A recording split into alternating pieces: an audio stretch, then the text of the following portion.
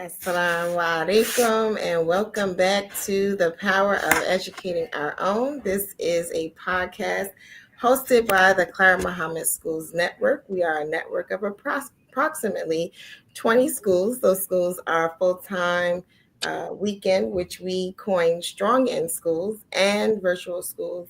And so those are in a remote format. And so we welcome you back to our podcast where we discuss all things education, but also things uplifting to our families, our children, our community. And so with that, we are proud to have the guest that we're going to have with us tonight, right? So we've been talking about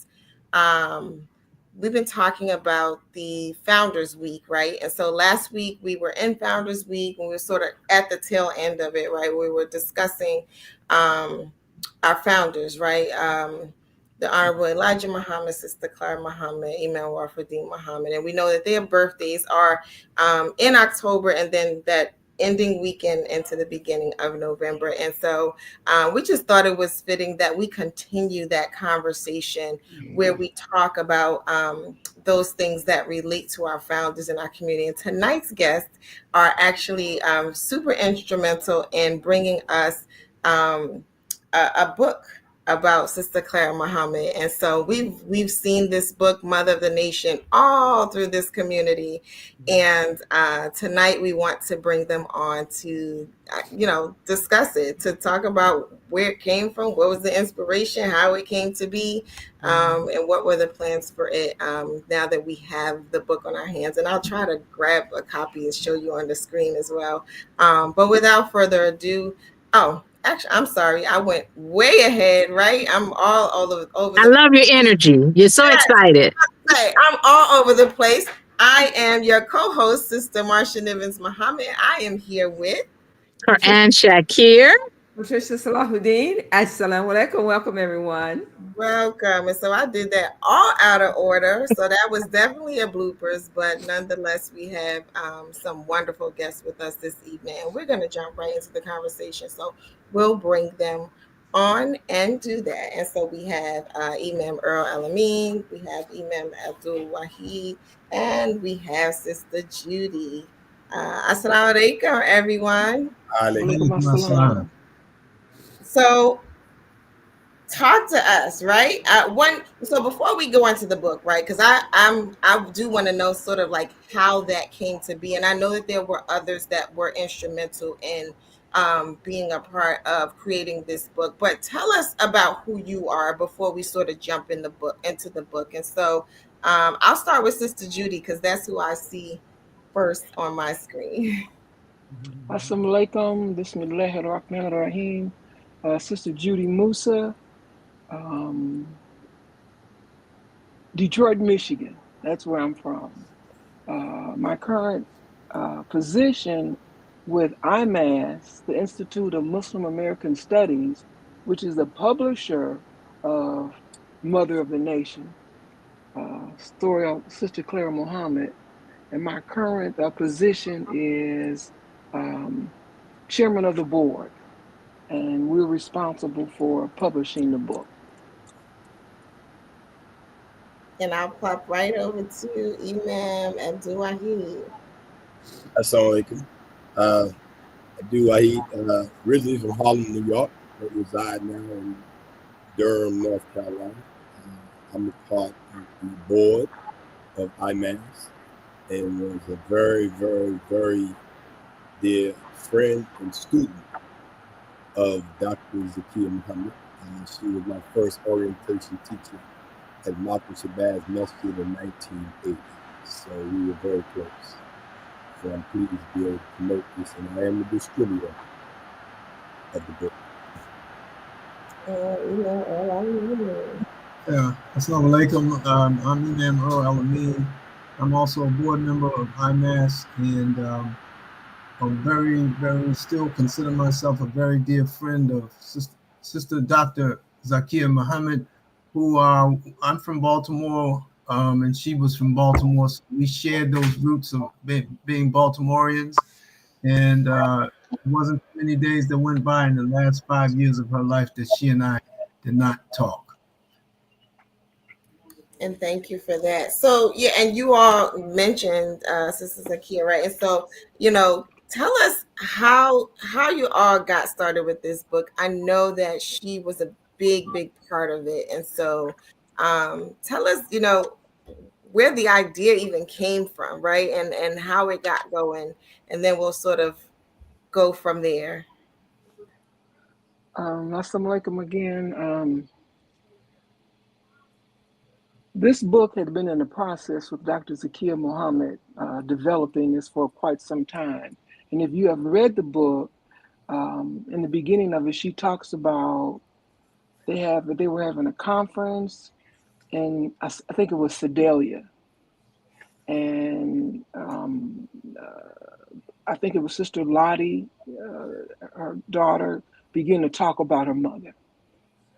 And prior to that, Sister Zakia was fascinated with the work that had been done by Sister Clara Muhammad. And then she made the decision that she wanted to write the biography. So I'm going to cut it kind of short, where she had been in contact with Imam Muhammad, and it kind of went back and forth. And then the approval was given to her by Imam Muhammad to write the book. Our involvement in the book was maybe about 2 or 3 years before Dr. Zakia, may Allah have mercy on her soul, passed. She had contacted, I think it was like about 6 or 7 of us, and she sent us the manuscript of the book.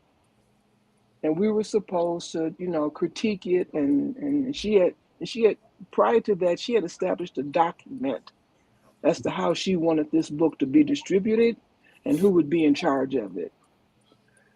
So, we met with her a couple of times, and she passed in 2019. May Allah have mercy on her soul. And there was 4 of us that was left with the assignment to edit the book. Ajib Bilal, may Allah have mercy on his soul. Mario Ahmed, may Allah have mercy on his soul.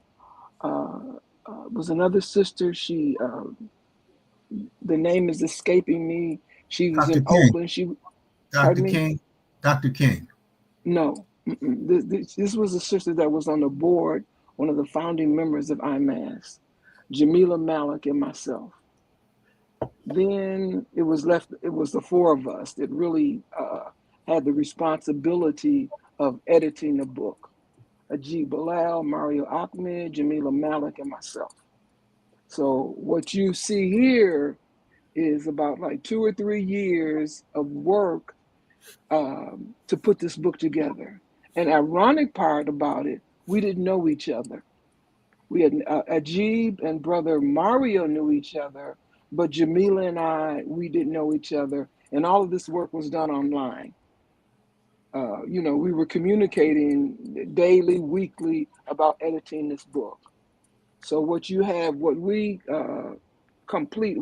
completed here is what all of us contributed to the editing of this book.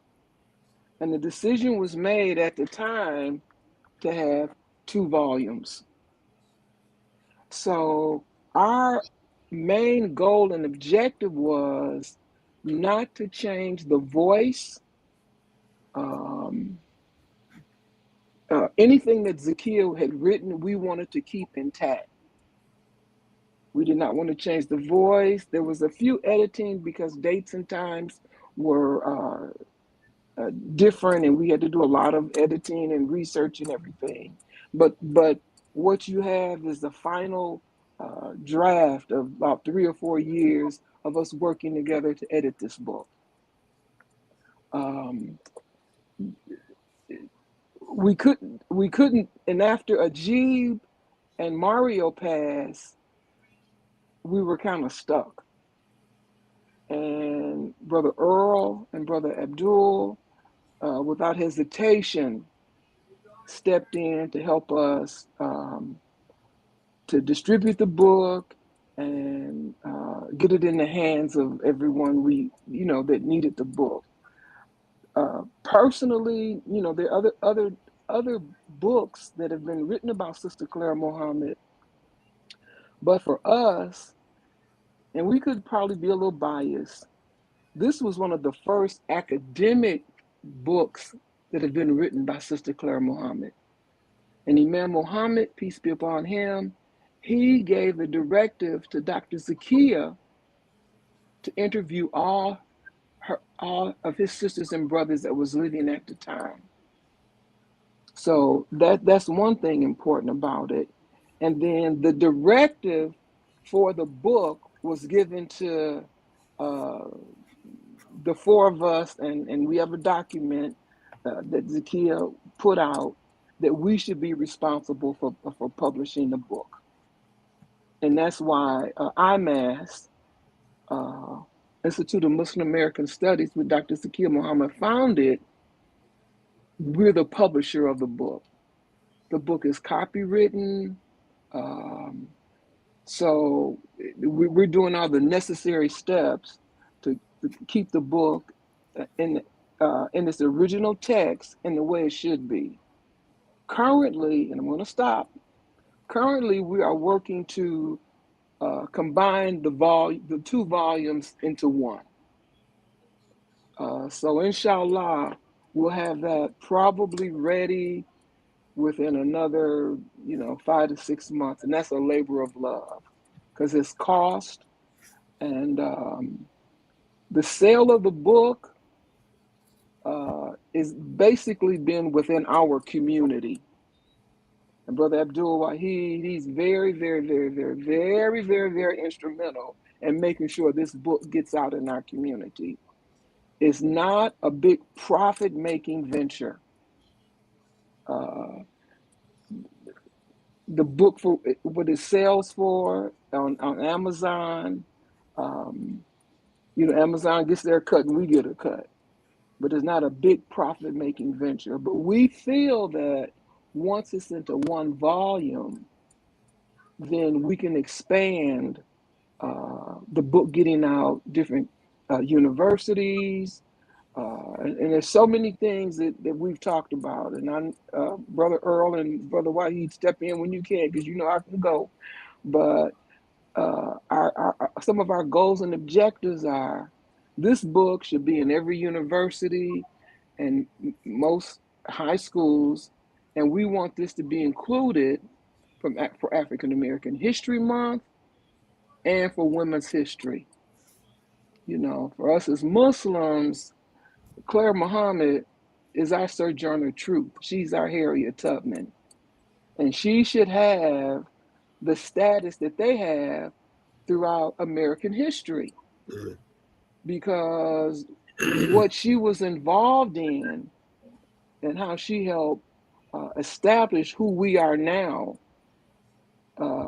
This book should be a required reading at most universities. And my last point was Brother Abdul that we just left Durham. The brother was there, and he had just slipped my mind. Clara's fruit.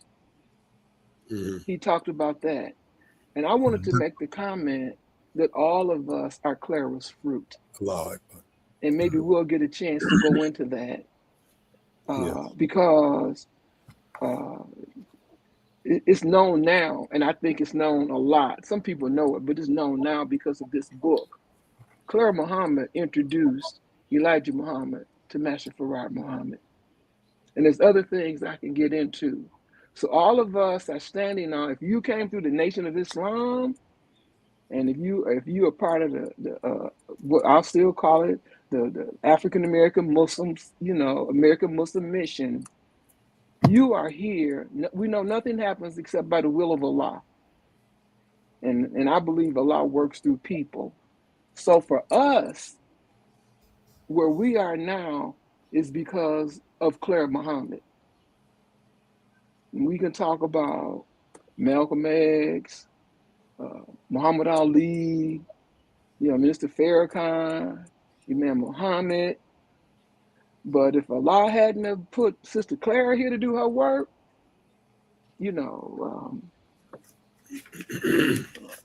where would we be? Okay, I'm gonna stop. Sister Marsha, you know y'all, Sister Quran, you know you gotta tell me to stop now.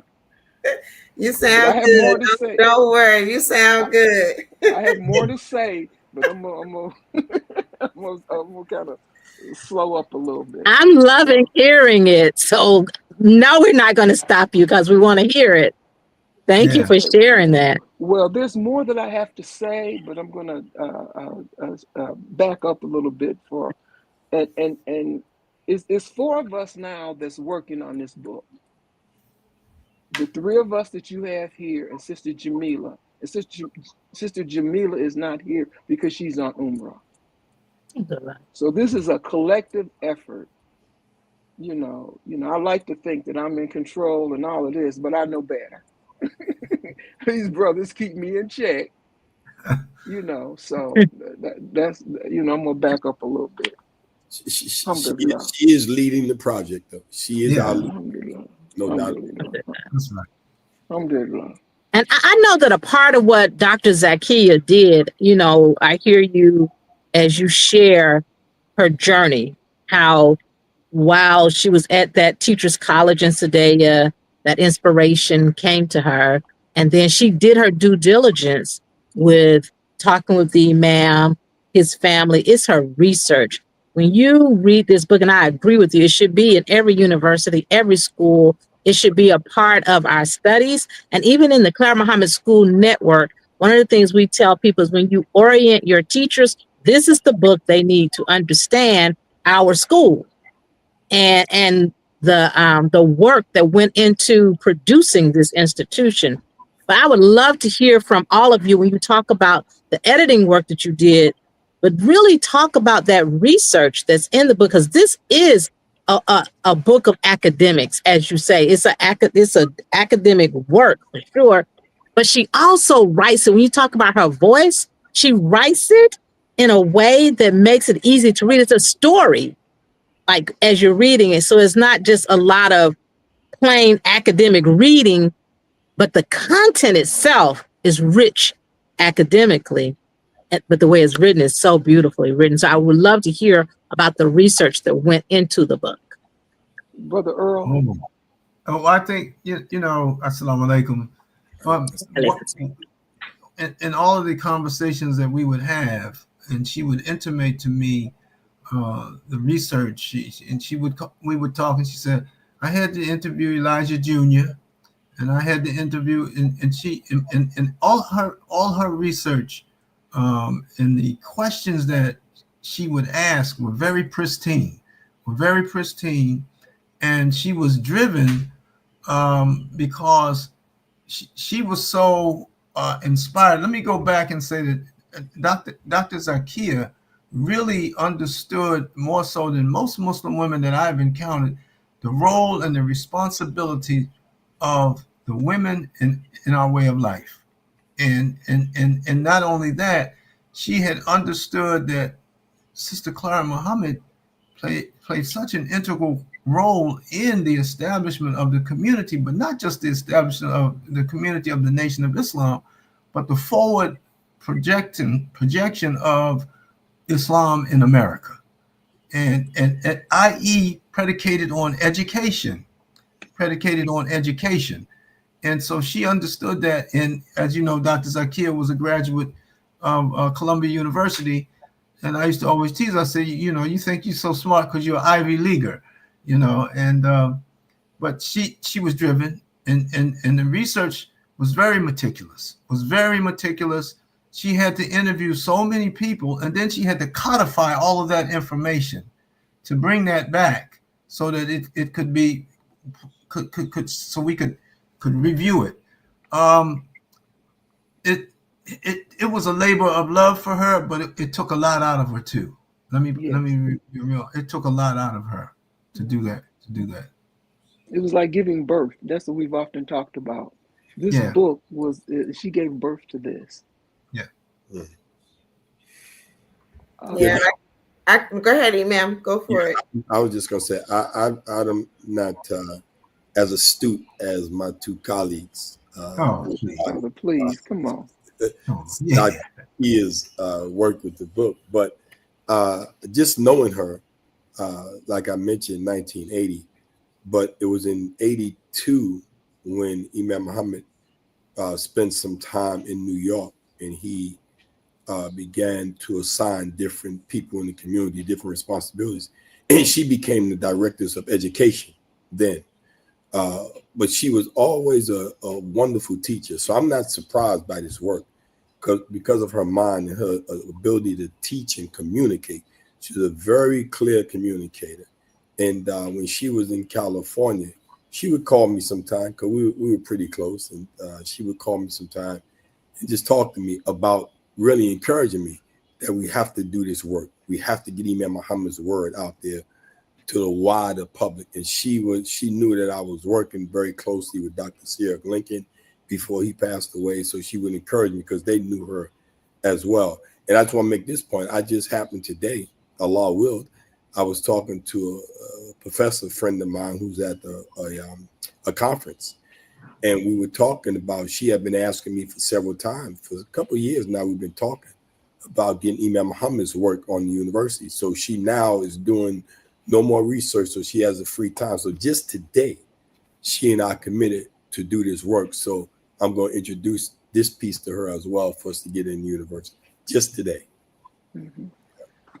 That's great. That's really great. I was thinking about the first book, when the first book was like in circulation for, and everyone was getting their copy, and I got my hands on a copy. I think I read that in, it had to be either 2 or 3 days. Like that weekend, I just kept turning the page and turning the page because it was so interesting to be able to hear the story, right?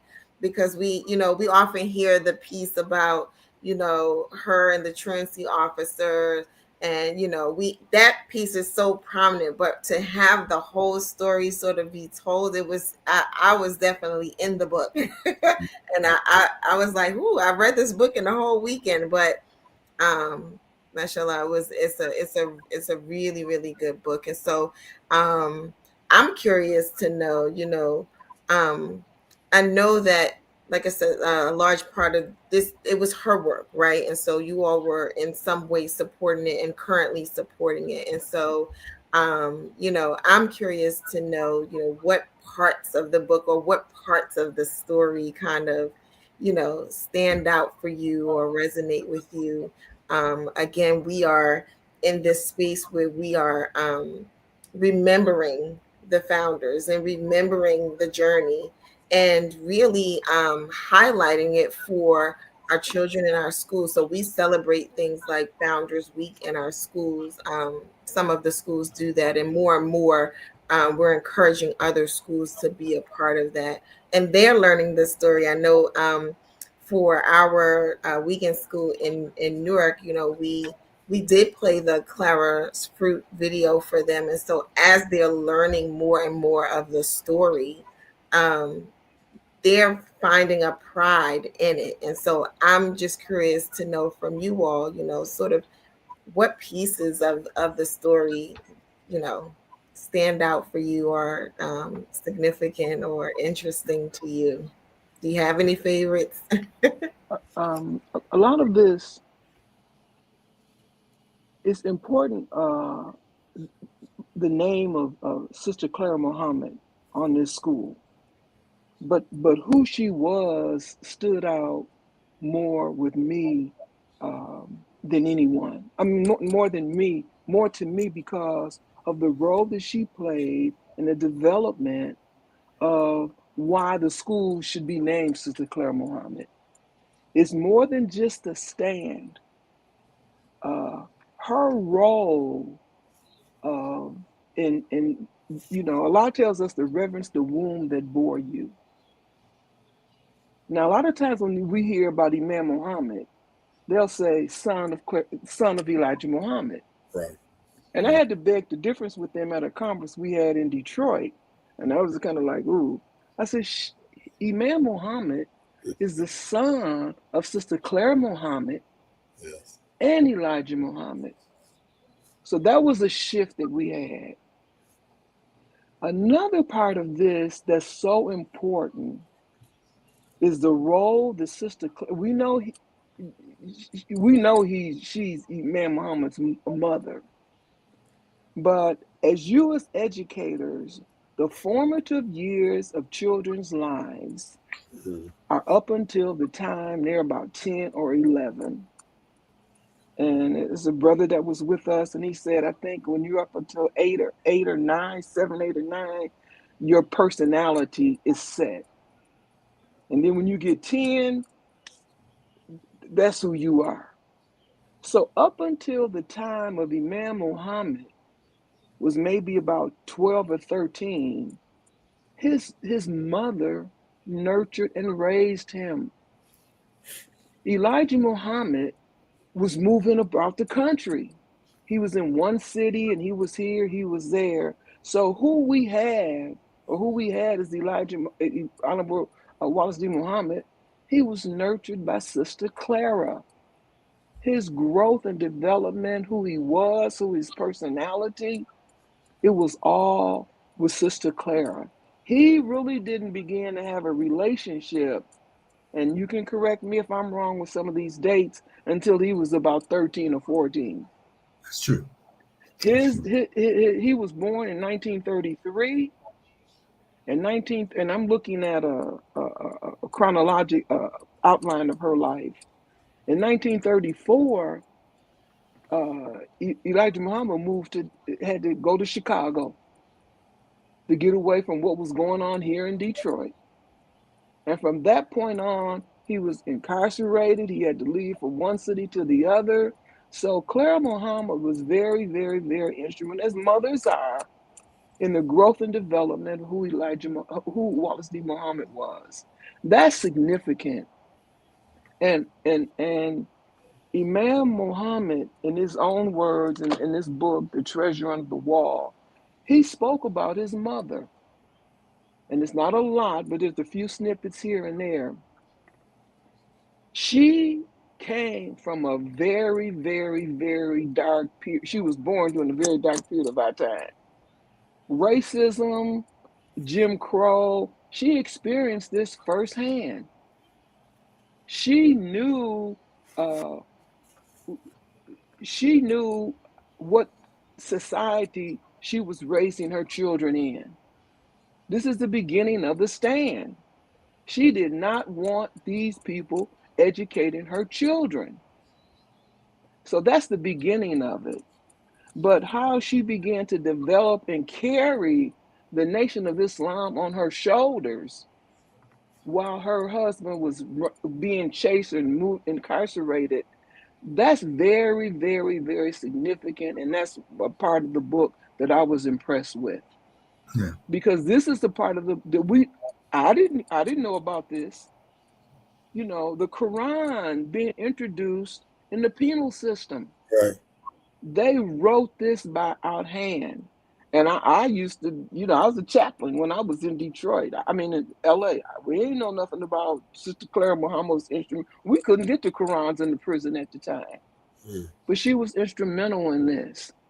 And then this is something that we don't talk about a lot, but how she had to deal with the problems that you have in a marriage. All of this was brought to the forefront. And we're like, ooh, but it's nothing unusual. Right. If you've been married, you're going to have some problems. That's right. So these things were brought to the forefront, but never did she miss a step. Never did Sister Clara Muhammad miss a step about the importance of what Allah had sent her here, what her purpose was. And that was, it was bigger than her. And she held to it without, there's so many conversations that we have about the way she carried herself, the way she dressed, the way she spoke with people. She would go to the big conferences that they would have. Her name wasn't even mentioned, but she sat there very stoic, You know, she was an example of how women could carry themselves, how we should dress. There was no other women doing that during the time Sister Claire Muhammad came up. We were, we was following, back during that time, before our time. We wanted to be like the white folks. We wanted to straighten our hair. We wanted to dress, but she knew it was more for us than that. So, to answer your question, Sister Marcia, it was not one particular thing, but what she did for us as for the uh, Muslim African American Muslim women throughout the country, and women throughout the country, because the Nation of Islam had a direct impact on the Black Power movement that was going on here in the United States during the 60s. And a lot of people that came through that, they came through the Nation of Islam. Yeah. And any of you have heard me say, there were Noble Drew Ali, Marcus Garvey, and there were Muslims here before us, but the Nation of Islam here in Detroit, I got to throw that in. The Nation of Islam made it cool to say Assalamu alaikum. There was no other group, no other people that were doing that. There was Muslims here. I'm in Detroit, Ford Motor Company. We have one of the largest community Muslim Middle Eastern population anywhere in the United States. They work for the Ford Motor Company. Even now, you walk up to an immigrant, you say, "What's your name?" They're gonna say Mo. They don't say Mohammed. But we African American Muslims made that possible. We are the ones, by the work that Allah subhanahu wa ta'ala and gave Sister Clara Muhammad, we all have a responsibility. So she stepped into her role. She did what she was supposed to do. The the trouble that she had with her children, the trouble that she had in the marriage. We all know that, it was polygamy and different things like that. Ain't nothing new for us, but she stood the test of time. So this is why the education that she stressed for her children, she educated her sons. She was the foundation for Imam Wafdi Muhammad. So this is why our schools should be named Sister Claire Muhammad School. They were the University of Islam. We have all that documentation. But when her son came in and said change the name to Claire Muhammad School, it wasn't because of the stand. It wasn't because of that. It was because of the essence of who his mother was. And that's why our schools should be named Sister Claire Muhammad Schools.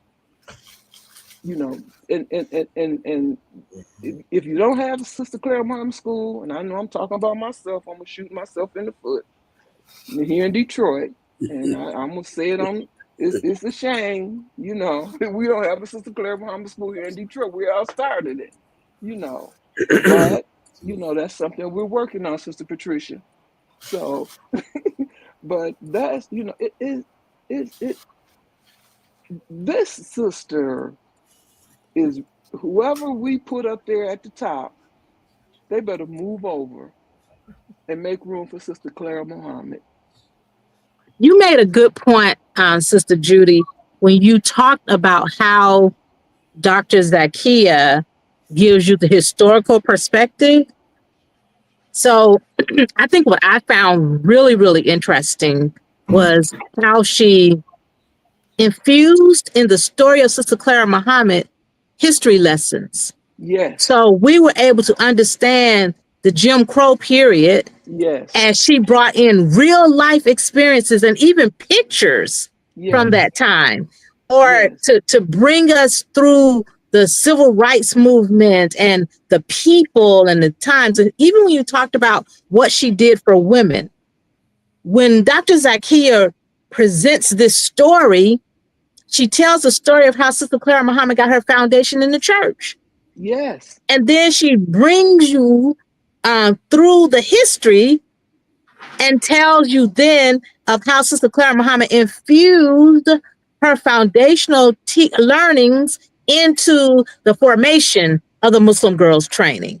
Yeah. And it's amazing. It's amazing the way that Dr. Zakiya does that. So, and I'm saying this because I want our audience to know that this is not an ordinary book.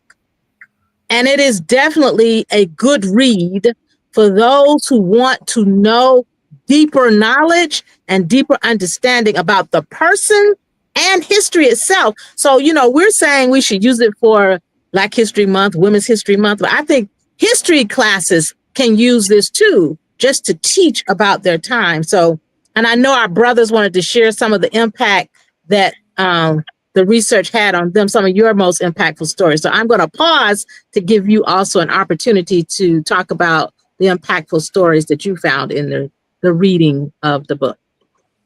For me, it was the whole book, to be candid with you, from a historical perspective. But you just, Sister Quran, you just hit something that I had written a note down, and I said MGT.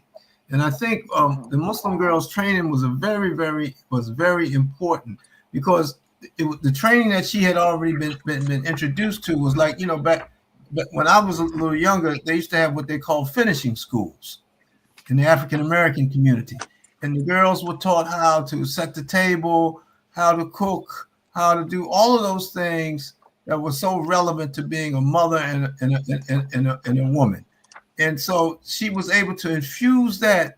Really, it was a curriculum. It was a curriculum. If you studied MGT classes, it was a curriculum. And what she was able to do was to infuse that in the community. What that ultimately did for the community, what most people don't realize, yes, the brothers, the minister was out front, the captain was out front.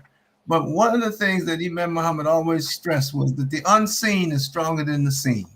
And that the unseen was Clara Muhammad. And she was stronger than the seen, because what she was able to do was to give the community a foundation. And the foundation really was predicated on the growth and the development of the sisters, and the sisters growing and developing the children. So that via education. So that, to me, it was awesome how she was able to do that, and with a limited, what we would say, education. But we understand where she was coming from in Georgia. And what was also interesting to me was that despite the family really didn't want her to marry the Honorable Elijah Muhammad, because it was a class system that she was marrying down. You know what I mean? So all of those things. So that mindset was there, and even in Jim Crow South, our people still were holding on to some of this class stuff all then. So it was very, very interesting to me. And from what the Imam had told me was that she was the one that was very, very influential in having his brother Akbar, to go and study in Egypt. She was very influential in doing that. And so, I mean, the first African American Muslim to graduate from Al Azhar. So, and that is the Imam's brother. So, all of that influence, but the unseen is stronger than the seen. If I could add to what Imam Earl just said, what stood out for me in the book was Sister Clara Muhammad's. All throughout her life, you could see a person that was strong in faith, very principled person, was unshakable in her faith, and it demonstrates itself throughout. When you go back to the truant officer coming to the house, and she making that statement, that was strength. That's inner strength.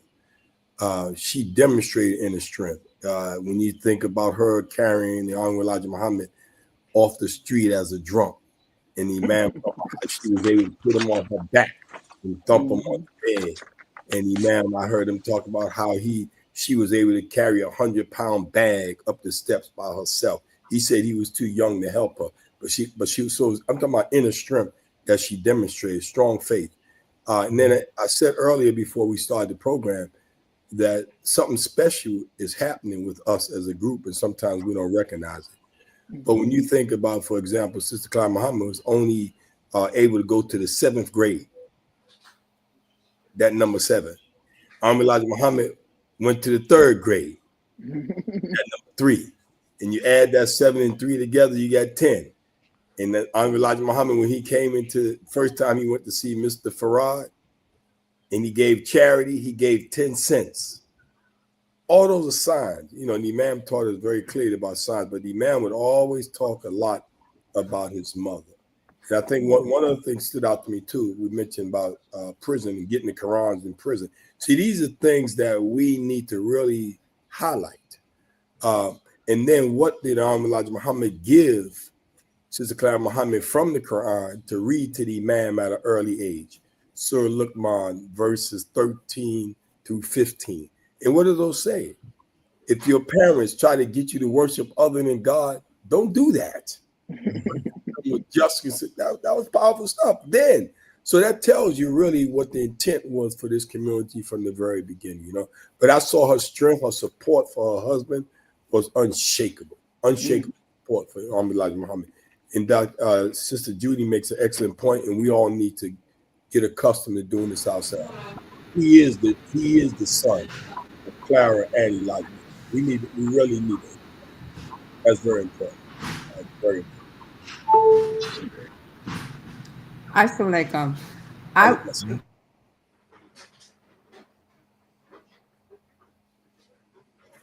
You're muted.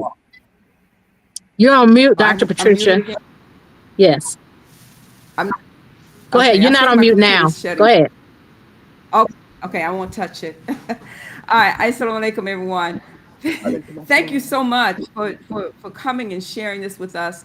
And it's so wonderful to hear from you, who just has your fingers in everything in the publication of this book and making sure it happened for us. One of the things that you said earlier about Sister Clara Muhammad and how her influence was with the women. But as I was reading that book, I noticed that she was influenced throughout. Like, it wasn't just the women.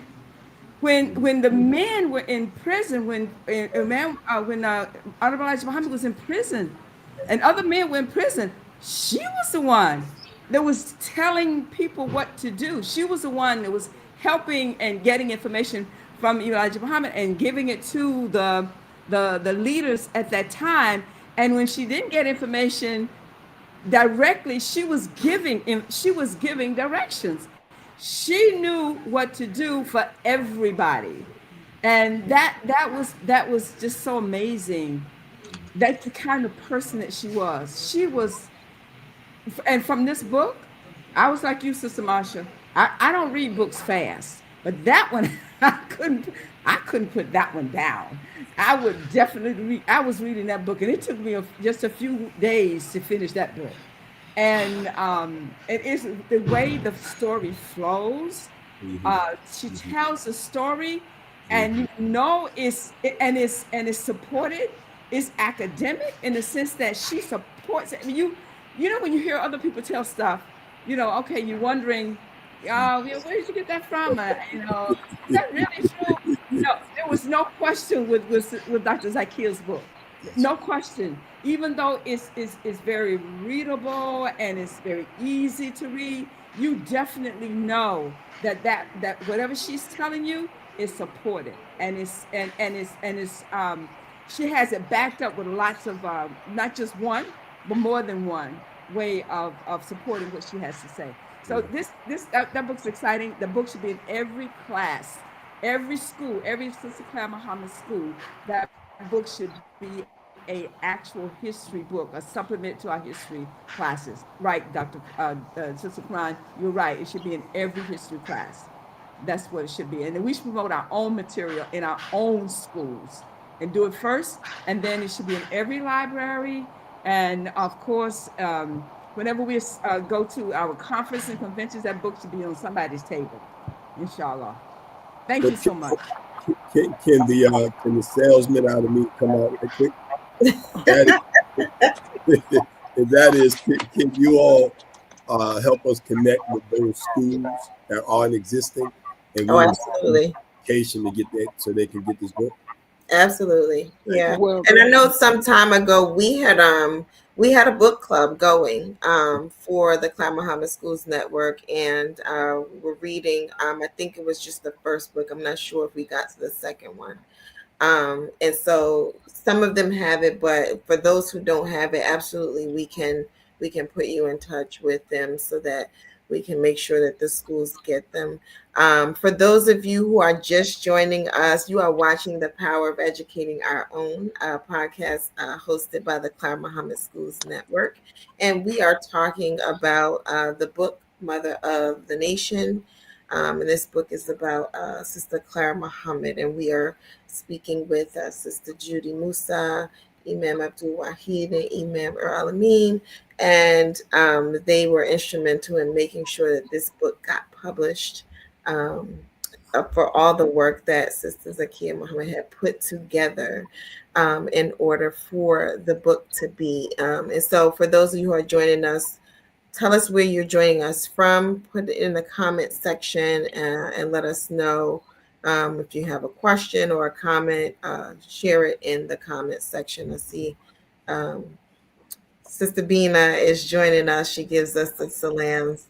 And so as others pop in, I'll also share their information on the screen. I was just thinking as you all were talking, thinking back to something that Sister Quran said, that piece stood out to me as well.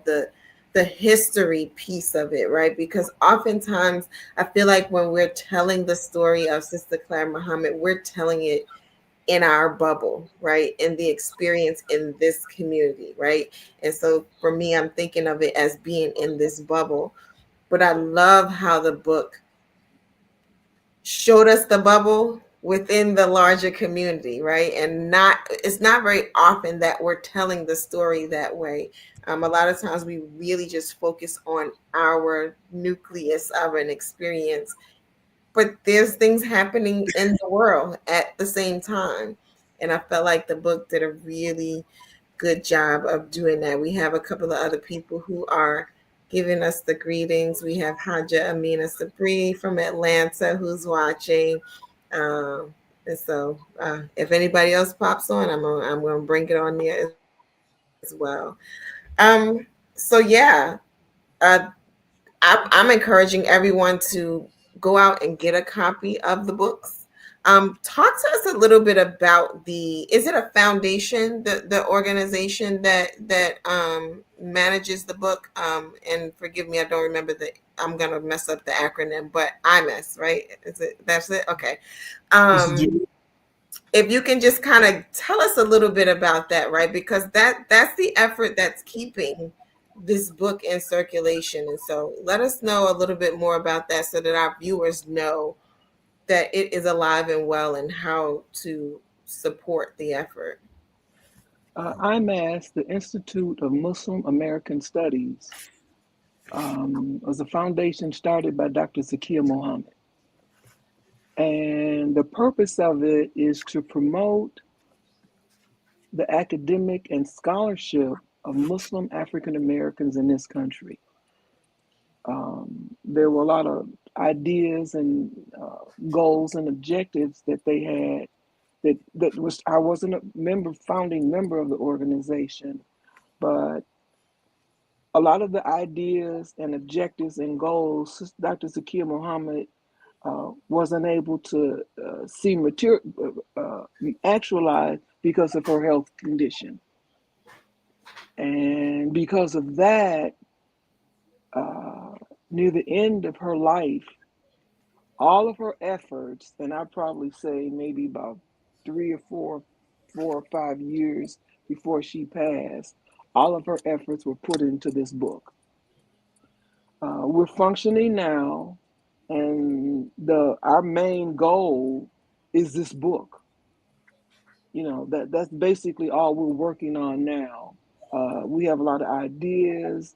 It's a nonprofit organization, and there are a lot of things that we would like to see done carrying out some of the ideas that Dr. Zakia had.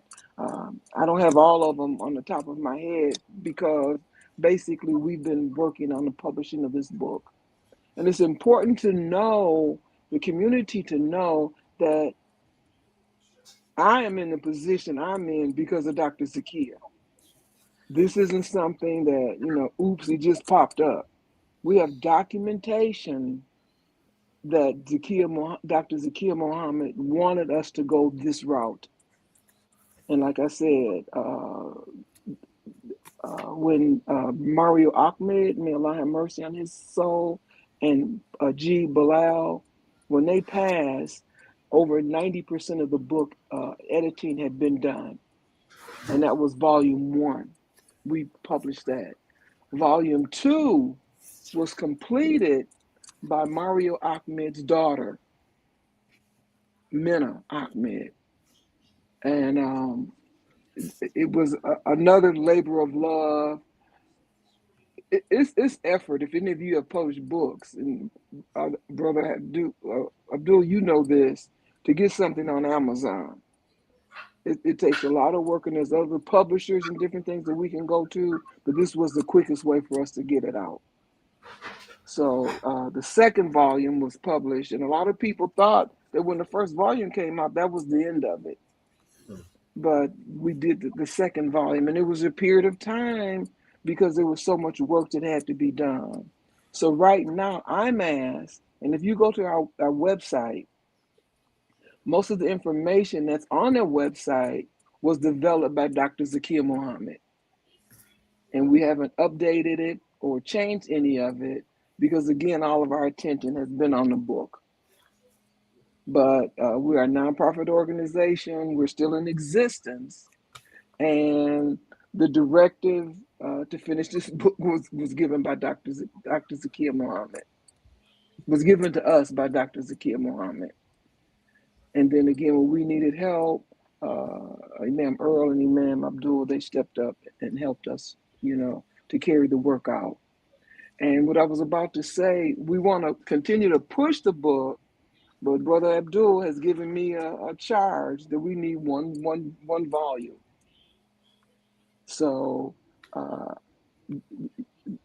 please buy the book, but know that we're coming out with one volume.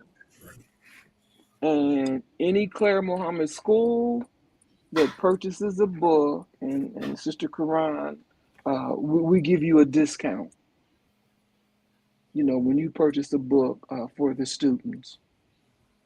And it almost at cost. So it's not a profit-making venture. We're not a profit-making organization. It's not, I'm looking for funds now to help us do this into one volume. The cost is about between $5,000 to $7,000 because it has to be edited, it has to be combined, it has to be reformatted, and all of this cost. And so we did one launch good when we first started the book, but there's no funding and no resources that we have other than us basically coming out of our pocket to have this book published. So we could we want to do another fundraise, launch good, but funds are needed to have this book done. And then once we get that one volume, then there's other things that IMAS can go on and do on some of the. We have all type of scholars in our community that are writing books that we need to help publish and get them out. We have scholars that go around speaking, and they have other organizations that sponsor them. And these are some of the things that we wanted to do at IMAS, Institute of Muslim American Studies. And Dr. Zakia Muhammad was a scholar. There's no two ifs, ands, and buts about that. This sister was a scholar. And before she passed, I had the opportunity to go back to California and visit with her. I thought I was walking into a library. I mean, books, and unfortunately, we have intellectual rights, but we don't have a lot of the information that that she had done made available to us. And it mattered and it didn't matter because the most important work that she had done was this book, and we have access to that.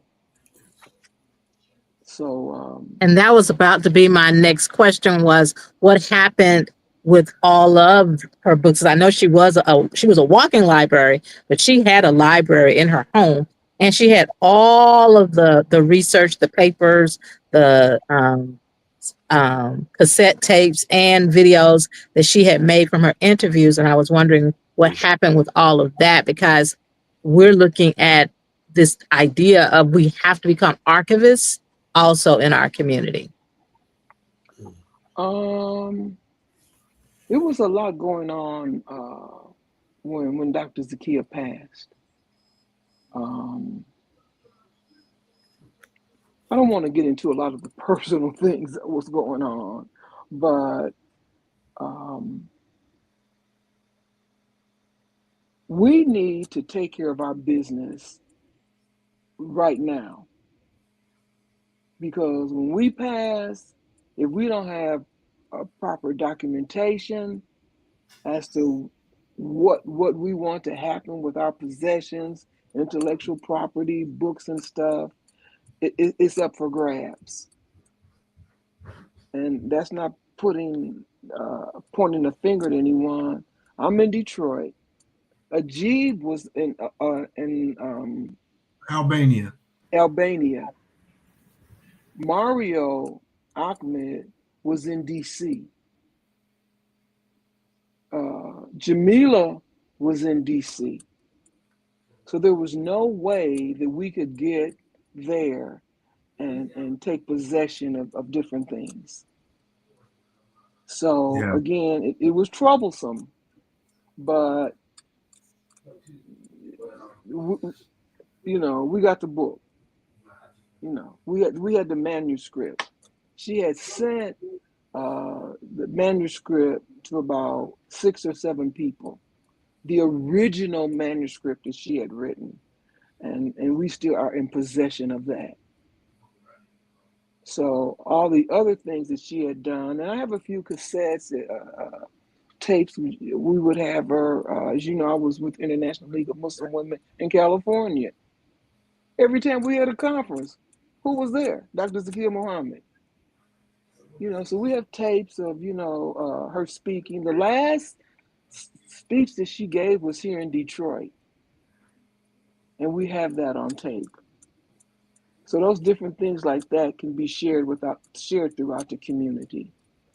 But the actual book, um, we have copywritten. We went through the Library of Congress. It cost us quite a bit of money, but we have a copyright on books on the book. So we're not worried about that. Anytime any information about the book, people want to use it and whatever, it has to come through our mass. And believe me, Brother Earl and Brother Abdul, they ain't letting nothing slip through. So, I mean, I'm doing the talking, but believe me, if it's something that goes awry, they're on it because Yeah. of their knowledge, their abilities, and books, imam, so it's well protected. So I And hope that that's such a answered good your question. no, yeah, and that's such a good thing to for us to even lift up in this conversation. We've had shows that where we've sort of highlighted that historical preservation and Sister Khan just talked about being archivists, right? And doing it in a way where we're able to really have a secure ownership of the things that we experience as a community, but also what we're putting out into the public space. And so we appreciate you all for the work that you've done to bring this book to the light and keep it in front of us, and bring volume 2. And now we're going to be looking forward to seeing it all in one volume, right? Yeah. And so we're grateful to the work you have done, because Sister Claire Muhammad's story is it's just so inspirational. I said earlier,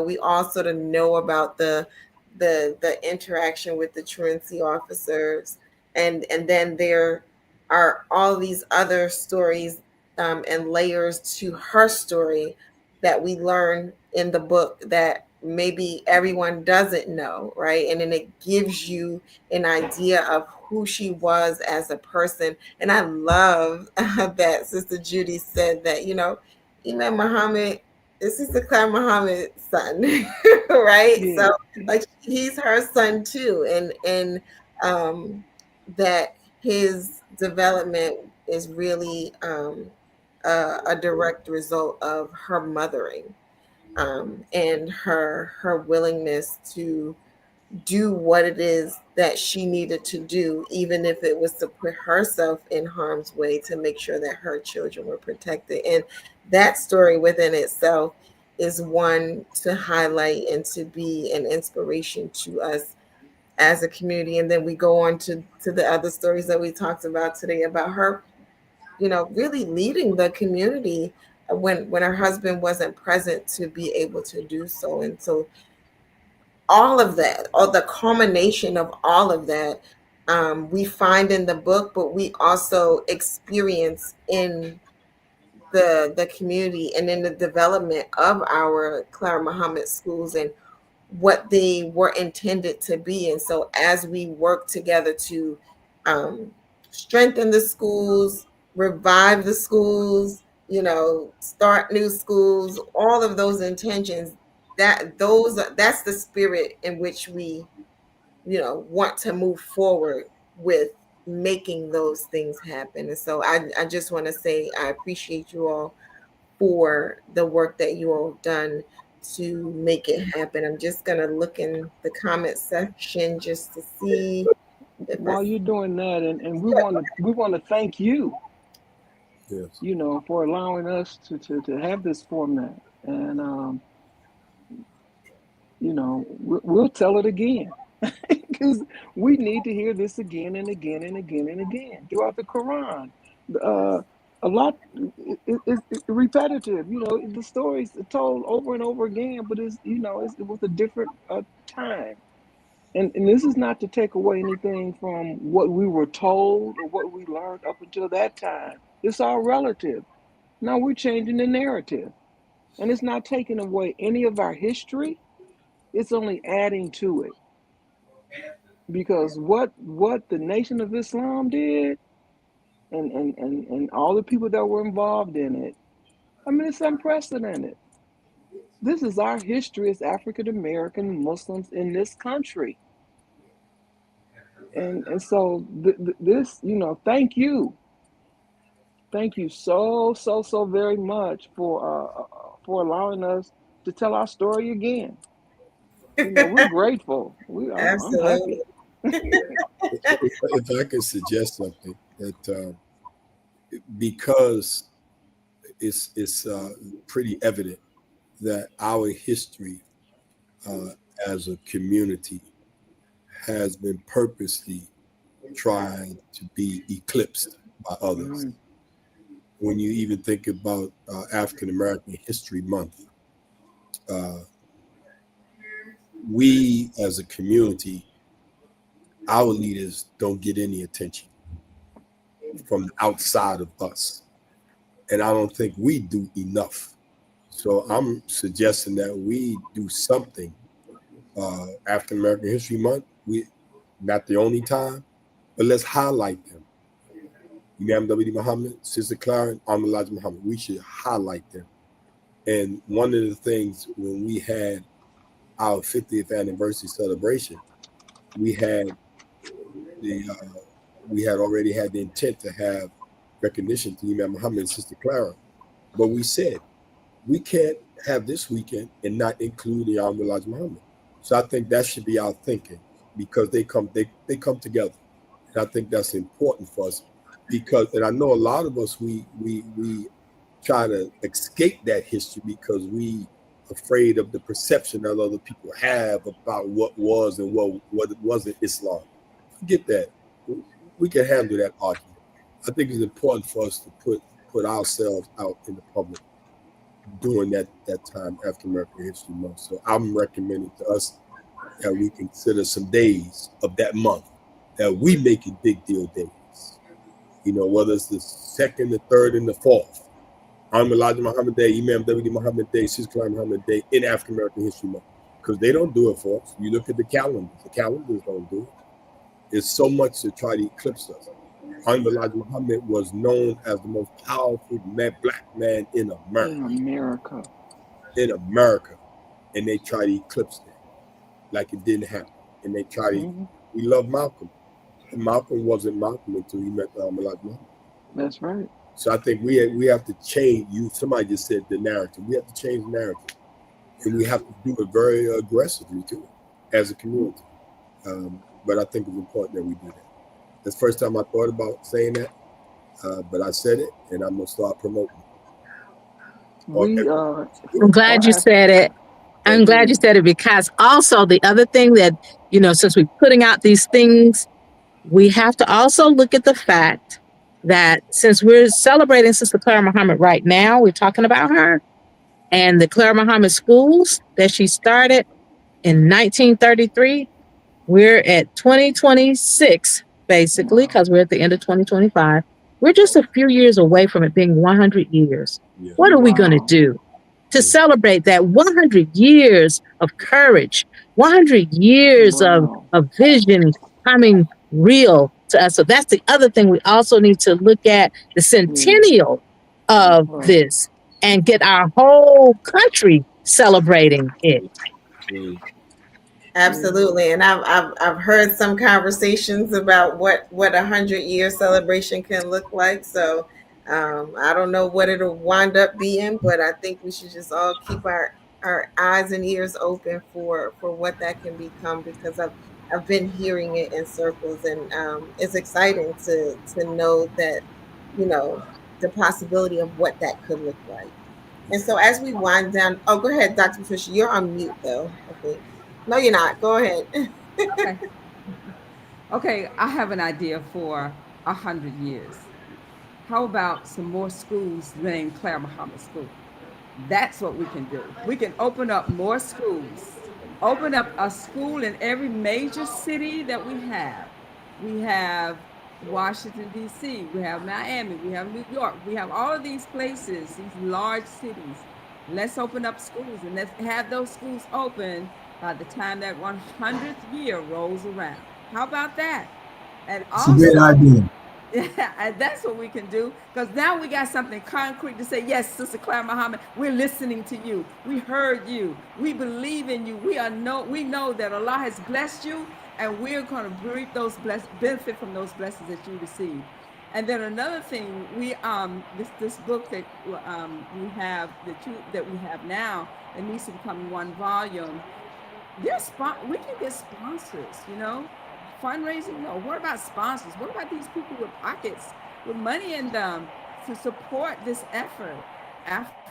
People in our community that could possibly support this effort. We need to look into getting sponsors for our project, especially this particular project. Those are my suggestions. Thank you. Thank you. And we have Sister Amina Sabri saying, let's do it. So yeah, for those of you who are listening, Dr. Patricia gave us two charges. One is to open up more schools across the country.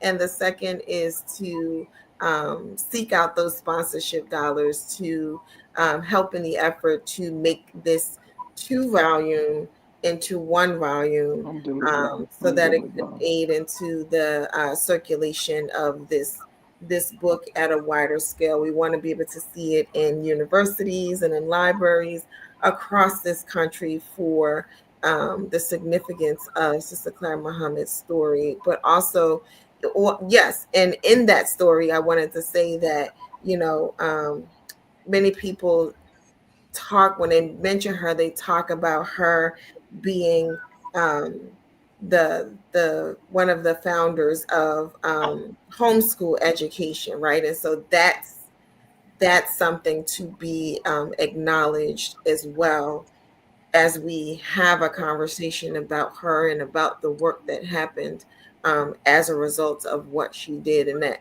homeschool format being formed, right? That private school in the home, and as a means to protect our children from influences that we uh, would prefer that they not encounter. And so, those two charges are out there. So if you're hearing me, just know that you have been charged with it too. And we are to the point where we're winding down this conversation. So I will give our guests one last word, if there's anything that you wanted to share with us before we end this conversation. If you're interested in helping to support us to get this into one volume, contact Sister Karan, Sister Patricia, Sister Marcia, and they'll be in touch with us. And you're donating to a nonprofit organization. So and we need the help from our community. So whatever amount that you're able to donate or provide, we'll be thankful for that. And just an example of what you're talking about, we did this pamphlet for Muslim African American History Month in February of 2024. And it's just a little book, and it says the Muhammad family. Nice. Talks about, it has a picture of Elijah Muhammad, Sister Claire Muhammad, and Wallace D. Muhammad, Imam Muhammad. And it's just some information that we basically gathered online. And we just put it together. I can make copies of it and send it to you, or you can do it yourself. And this is what we passed out during African American History Month. Wonderful. Basically, the Muhammad family. That's what we're talking about. And it just talks about, it's a timeline of their history. And I also have a timeline here that I'm going to share with you all about Sister Claire Muhammad. I'll make sure that you all get that. And thank you again for having us. We're so grateful. Alhamdulillah, we're extremely grateful. Yeah, that's all I want to say is thank you all, and you all keep up your good work. Yeah, because we need voices like y'all out there. So thank you so much. Yeah, I'd say thank you so much, and we always look forward to you all bringing us back on so we can tell the story of probably one of the greatest story in American history. So we like to be work with you all. Thank you so much. Alhamdulillah. Thank you. And so this has been another episode of The Power of Educating Our Own. Again, this is a podcast that is hosted by the Clan Muhammad Schools Network. We are here every Sunday, 7 p.m. Eastern Standard Time. And we invite you to join us back next Sunday as we continue conversations centered around the Founders Week. We're sort of extending that conversation throughout the month of November as we recognize and acknowledge the founders of this community. And with that, I bid you adieu. Assalamu alaikum. That is, may God's peace be upon you. And until next time, peace. Assalamu alaikum. Walaikum assalam. Alhamdulillah. Now, in concluding this, when the slave traders and the black traders of Africa, traitors, different, traitors, when the slave traders and the traitors of Africa called themselves Muslims, were fighting each other and carrying on and weakening their people over there so that the white traders come in there and get us, take us on slave ships and bring us here. Now, all right? Yeah. So now, when all that happened, what you think was happening to our human soul? Let me tell you, God has given me an eye to see into the very abstract form of the human being by my study of the Quran. Yes. Now, I'm going to tell you what was happening. I know. as if I was there. The soul of those victims had given up on this world.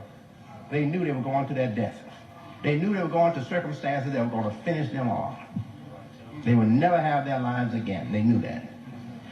But in their soul, they were saying, our children will one day be free again, and they will serve God. We have failed, but our children will one day serve God.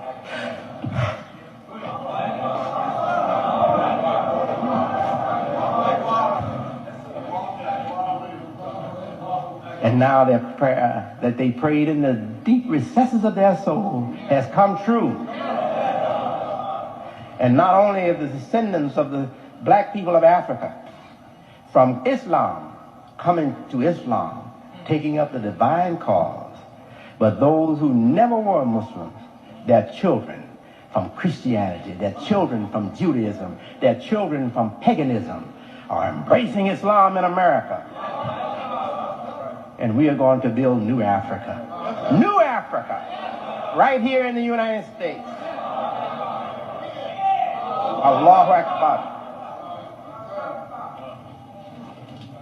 And the soul of those suffering victims, they're rejoicing because of us here today.